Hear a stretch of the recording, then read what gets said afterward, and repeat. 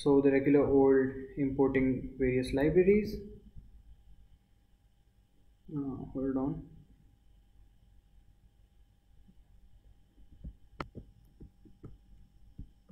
So there was a problem with library installation. I just cleared that out. So yeah, let's go ahead and just directly import. Then this is our model. This is a class-based model. So whenever we have to uh, create the model, we'll just call this. We'll just instantiate this class, and we'll have our model ready. So whenever instantiating this class, what we have to give is the value of k. So this value of k will actually determine will be the value for the model, the number of neighboring points that it has to look. After that, there's another method that finds the distance between the target point and the various points in the data set. So whenever the data set is already being fed, what it will do, whenever given a new pair of x and y's, it will take the entire data set, it will find the distance between these new points and the point that already are present in the data set. Yeah, so this is the function. So it's nothing more than the Euclidean distance that we already know, right? So it's just sum between value of the new value of x and the old value of x, then squared with y and the old value of y, right? And then taken under root of that, right?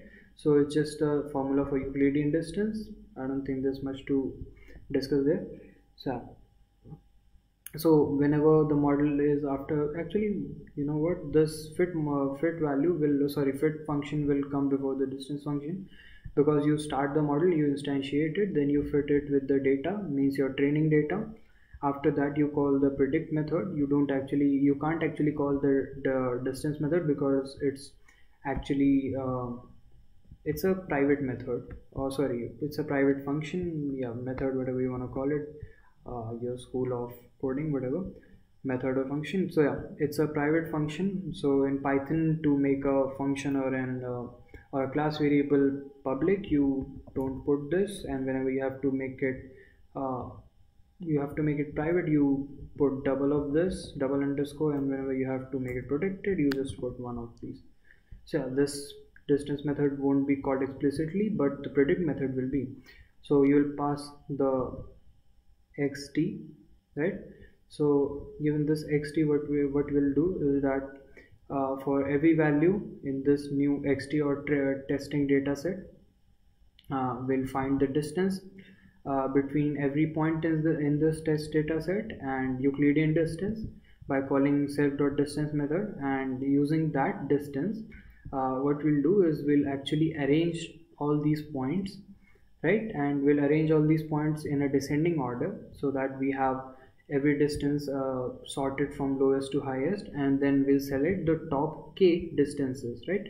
So we have given the value k, which is then saved in the model, and then we'll use that, and we'll select top k values. Let's just say k is 5 here, so we'll select the top 5 values, and we'll check the label for these values. So we'll extract the label, and we'll check whichever label means whichever label has highest number, right?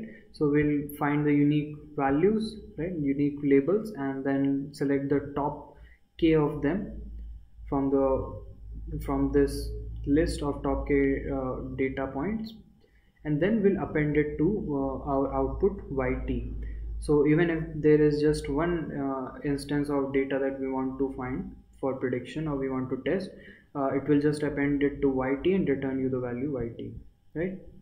So that is the very basic model. Now again, we'll just import the data, we'll just print the head and take a look at the data. So it's the same data set that we used last time. So it's the same banknote data set. So last time we already have seen how the model performed. So just to refresh our memory,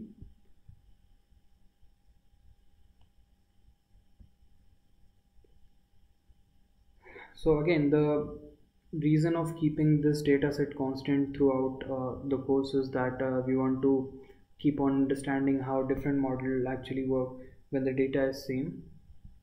So we'll have an idea which model works how and everything. So when we went ahead and check the model. This is how the model was performing: 97% accuracy and 98% accuracy with the whatever with the model that is already present, library function, as a library function. So now just similar approach that we had last time. We'll import the data, we'll just separate the training features, and we'll separate the label. Everything will split. We'll make two splits, training and testing. So here 25% of the data is used for testing. So when we train the model, we just initialize the model with the value of ks5. We'll fit the model and we'll get that the model is fitted output. As you can see here, it prints model fitted, and after that we'll directly jump into predicting using the model. So we just take the model and we call the predict function with the test dataset x test. Now we import confusion matrix and we see how the model performed. So how much accuracy do you really think the model is giving out? 100%. So you saw that we went from 98% to 100%. So this value of k5, or selecting particular selecting particular data points, is just arbitrary. So you'll have to keep on experimenting and taking a look at the result, how the model is actually performing. That is how you're going to improve the model and actually keep on working on the model. So this is a very basic k-nearest neighbor classifier. So you can actually go ahead and use library functions and everything for k-nearest neighbor as well. So yeah, this was pretty much simple, and if you still find something difficult to understand with the model or any of this, do let me know.